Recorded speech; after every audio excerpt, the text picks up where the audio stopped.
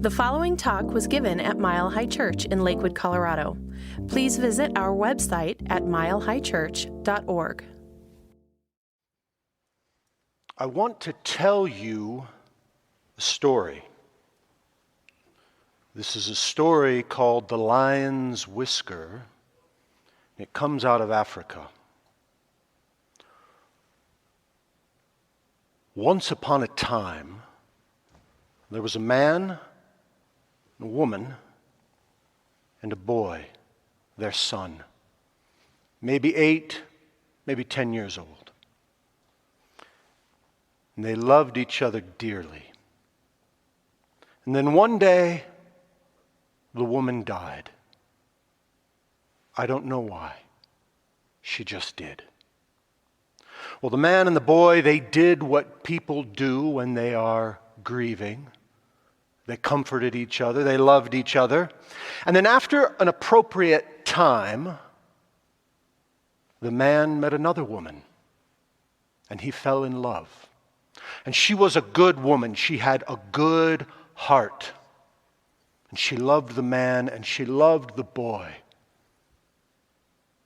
But the boy struggled. His feelings were like a raging storm within. He was sad. He was angry. He was confused. And now he was fearful. Now he felt threatened. He felt maybe this new woman would take away the love of his father, and he would have nothing. So his heart was hard to the woman. But she, as I said, she had a good heart, and she loved the boy dearly, and she needed him to return that love. She did all the things that a mother might do to show her love. She made him beautiful clothes. But he would wear them through the briars, and they would end up messy and torn and muddy. She would make the boy and the man wonderful, nourishing dinners. But the boy would simply pick at them, eating just enough to satiate his hunger. She would ask him to help her with the chores around the house, but he would always refuse. He always resisted. She would ask if he would play with her, and he always said no. Well, one day, the man went out to hunt, and the woman decided that this would be a good day for she and the boy to talk about their feelings for each other. So she went into his bedroom, she sat down on his bed, and she said, "Boy, today is a good day for us to talk about our feelings, because I love you dearly, and I need you to return that love. I am your mother." And he jumped up and he said, "I hate you. You're not my mother. I will never love you. You will never be my mother. I'm running away." And he did. This hurt the woman so badly. Well, she went out and she looked for the boy. She tried to find the boy, but she couldn't. And so she came back home and she cried and she cried. And when the man got home, he found the woman crying. And he said, "What is wrong?" And she said, "Our boy has run away. He does not accept me as his mother. He does not love me, and I fear he will never love me. My heart is broken because I love him dearly. And I need him to return that love." The man said, "I have an idea." So the man went down through the village, down to the river, at a place where the river was its widest, a place he knew that young boys and girls would go because there were these beautiful flat stones that they would try to skip across the river. And if they were lucky, would make it all the way to the other bank. And that was a great thing for victory. It was a great accomplishment. And sure enough, there was the boy. But he was not trying to skip the flat stones. He was picking up the round stones and throwing them into the river as hard as he could. Well, the man went up, he put his arm around the boy. And they sat down and they talked on a log for a short time or a long time or whatever time it was that they talked. And then they made their way home. And the woman set out a wonderful meal. They ate. And the boy had nothing to say. The woman did not know what to say. And the man knew enough not to say anything. Not at this time. Well, that night when everyone was asleep, the woman got up and she left. She went out into the darkness, down into the village. She got on the road that went through the village and she followed it until it intersected with a path. And she followed that path to the hut of the witch doctor. Now, the witch doctor was someone in the village who knew the ways of spirit, knew the ways of the mind, knew the ways of the heart, knew the ways of the body. And she knocked on that door, and that door opened, almost as if the witch doctor had been expecting her. And she said, witch doctor, I need your help. My stepson does not love me, but I love him dearly, and I need and I want him to return that love. I need you to make me a love potion so that he will love me. I can do that. Oh, thank goodness. Make me a love potion, witch doctor. But I need one thing. I need you to bring me the whisker from the face of a lion. What? I need you to bring me the whisker from the face of a lion. How will I do that? I don't know. You'll figure it out. Good luck. She went home. Now, I'm not saying she was a religious scientist, but she understood that there was a presence, a consciousness, an intuitive intelligence that is ever available. And so she did whatever she needed to do that night, prayer, meditation, opening herself up to divine guidance. And wouldn't you know it, in the morning she had an idea. She took a piece of meat. She wrapped it in cloth. She left the village. She went from the lowlands to the highlands to a place where she knew there was a cave with a lion. She stood far back and she threw that meat right up near the face of that cave. And then she hid. And after a short time or a long time or whatever time that it took, sure enough, a lion came out of that cave and he sniffed the air. He sniffed that meat and he ate that meat and he went back in the cave. The woman went home. But every day, she took a piece of meat. She went back to that cave. She threw it up near the mouth of the cave. And she would hide. And that lion would come out, sniff the air, sniff the meat, eat the meat, go back into the cave. Until one day she threw that meat, and this time she did not hide. She stood in the grass. Well, that lion came out and he saw her and he looked her up and down and he sniffed the air and he sniffed that meat and he ate that meat and went back in his cave. And it went this way for a number of days, maybe a number of weeks. But each time she moved a little closer, a little closer, a little closer, until one day she tossed the meat just a short ways in front of her. And that lion came out of the cave and he looked her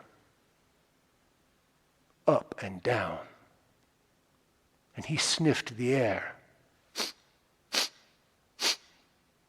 And he sniffed that meat. And he ate that meat and went back in his cave. And one day, she laid that meat right at her feet, and she kept her hand low. And sure enough, that tiger came out, and he looked at her up and down. And he sniffed the air. And he sniffed that meat. And she felt his whiskers brush against her hand. And closing her eyes, she pinched one of those whiskers between her fingers. And when she heard the lion go back into the cave, she opened her eyes. And there was a Whisker. Well, she backed away, and when she was out of the sight of the cave, she ran, and she ran, and she ran, and she pounded on the door of the witch doctor. She said, "Witch doctor, witch doctor, I did it. I got a whisker from the face of a lion." That is a lion's whisker. Yes. So now you can make me the love potion. You can make me the love potion for my stepson because I love him dearly and I want him. I need him to return that love. There is no love potion. What? There is no love potion. What do you mean there is no love potion? I need a love potion, and you told me if I got a lion's whisker, you would make a love potion for me. There is no love potion. But you told me, do you have any idea the difficulty that I went through? How did you approach the lion? Do you have any idea of the dangers of what could have happened to me? How did you approach the lion? What do you mean? What does it matter? Where is my love potion? I need my love potion. How did you approach the lion? With patience, humility, and faith.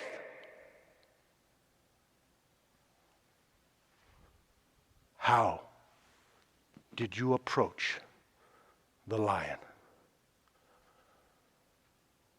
With patience, humility, and faith. Yes. Now go approach the boy in the same manner. And that is what she did. She went back home. She loved the boy. And she still wanted and needed him to return that love. But she stopped trying to force it. She stopped trying to make it happen. She simply did the things that a loving mother does. She let go of her expectations and her demands that love would be returned. She simply gave it freely. And one day, after a short time or a long time or whatever time that it took, she noticed the boy's clothes were folded neatly and put away with care after he had worn them. And one day she noticed that he seemed to eat more and more. And he smiled, and sometimes he asked for seconds. And one day she asked if he would help her draw water from the well.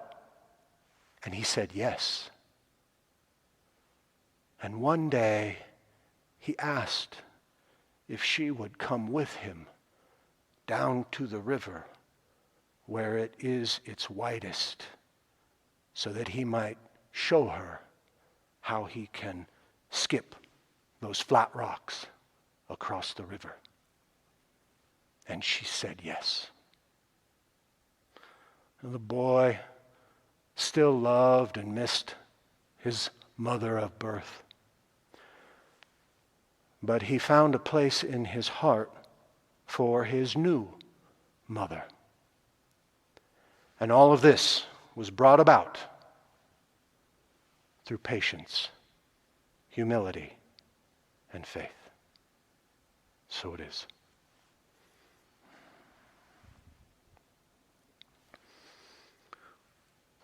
We are in interesting times. These are challenging times. Some would say these are dark times because the mystery is often dark. And we are stepping into the mystery. We are living in historic times.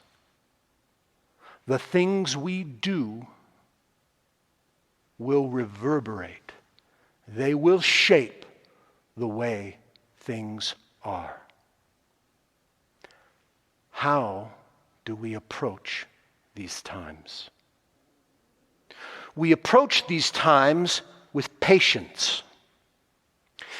Patience can be said to be maintaining a sense of calm, a sense of centeredness, a sense of focus in difficult times. If you have ever planted a seed, if you're a gardener or a farmer, you've planted a seed of any sort, you know that there can be a long time from the time that seed is planted until the time the harvest is reaped. And during that time, we must continually do with dedication what is required to nurture that seed. We water it, we weed, we fertilize, we tend it. Likewise, in times like these, we must continue those habits that support us and support the greater good. Everything from our daily spiritual practice. Meditation is an awesome way to develop patience. We persevere, and we do so from a place of centeredness. We approach these times with humility. The world, this nation, does not need another person on a platform solely focused on their perspective, their ideology, their this, their that, their party, their candidate, their whatever. Now is a time that we perhaps turn from the self and focus on the greater self, the greater community. Now, that does not mean we ignore or we denigrate or we deny the self. It does not mean we think less of the self. It means we think of the self less. Let me repeat that. We don't think less of the self. We think of the self less. This is a time for community, for coming together, for a common good, for supporting each other. And that requires humility. We approach these times with faith. If you have ever planted a seed, you know that as soon as it is out of your hand, and as soon as it is in the soil, the creative medium, we are not the ones who grow the seed. We do not activate it. It is out of our hands. And that requires faith. Because why would we do anything? Why would we plant seeds if we didn't have faith that there was a power at work that would bring them into fruition? Likewise, in these times, it is crucial that we maintain that high vision, oneness revealed, a world of love, peace, and abundance for all. If we don't have faith, why would we bother? And this is the thing, as a religious scientist, as a metaphysician, as a whatever label you want to claim, we have an interesting path. We have to embrace the razor's edge of paradox. On one hand, we must meet conditions where they are at.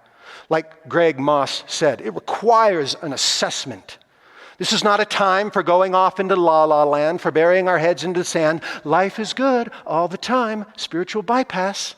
I know that's not what that means, but some use it that way. We need to be present with what is, honestly, authentically, with full awareness. We need to step into action in the degrees and ways that we are called, and we need to turn from conditions.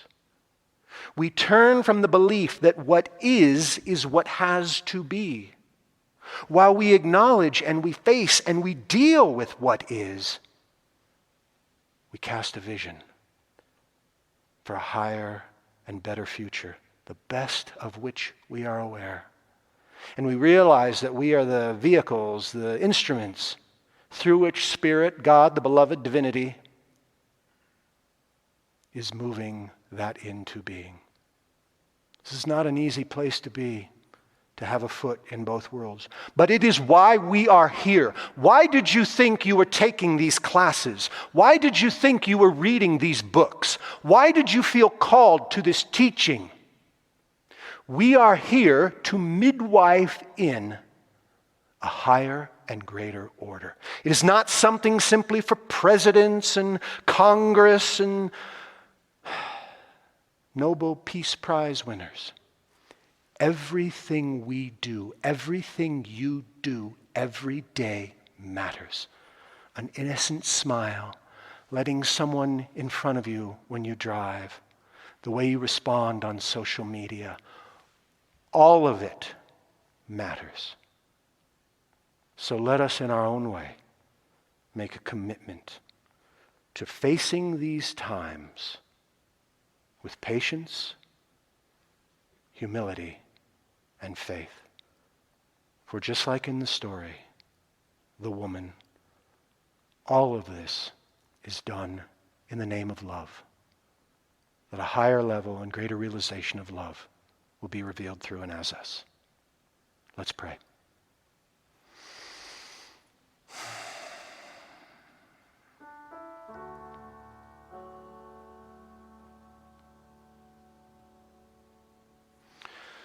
So I speak this word affirming the beloved, God, that one source out of which all things arise. That source of infinite, unnameable potentiality that is simply waiting to be birthed into existence. And I do affirm that we are of this power greater than we are, but not separate, not different than we are. We are expressions of divinity. We, just like all creation, are sacred. We are the process of God revealing God's self to God as God. We are intimately entwined in the process of creation. And as such, I speak this word affirming that we realize, that we grasp, that we are willing, that we are committed to realizing the sacredness of this task, of this thing we call life. Everything matters. Every choice, every decision we make, every way in which we align with spiritual principle as best we are able to understand and articulate it. Every thought that we select, every belief that we embrace, every feeling we allow into our heart and that is carried out through our actions, every choice we make or refuse to make, every step we take is a step leading us on this beautiful, amazing, sometimes scary, terrifying, but wonderful journey called life, called creation. And so I absolutely affirmed that we are blessed. No matter what our experience may be, no matter how we sometimes may feel marred and overwhelmed by circumstances, I affirm that in each and every moment we have the ability, we have the will, we have what is required to turn from conditions and to embrace a greater realization, a greater understanding that is already performed, already fulfilled within the mind of the divine, and we simply say yes to it. We simply say that we are willing to be the vehicle and the channel through which that vision is made manifest. Our presence, our fullness, our wholeness, our love is assured and they are required for times like this. All hands on deck. And so knowing that we are blessed, knowing that this community is blessed, serves as a powerful beacon, knowing that our leaders, all of those who serve in any capacity of leadership in any way, any of those who impact the lives of others, do so from a place of compassion and deep wisdom. I do speak this word, grateful to know that it is already fulfilled within the mind of God. And I know that it is, because if it isn't, I couldn't speak it, I couldn't articulate it. It would not have been formulated in my mind and articulated through my mouth. And so I do release this word into the law, letting the law do what the law does. This is my word. And as such, it is done. And so it is.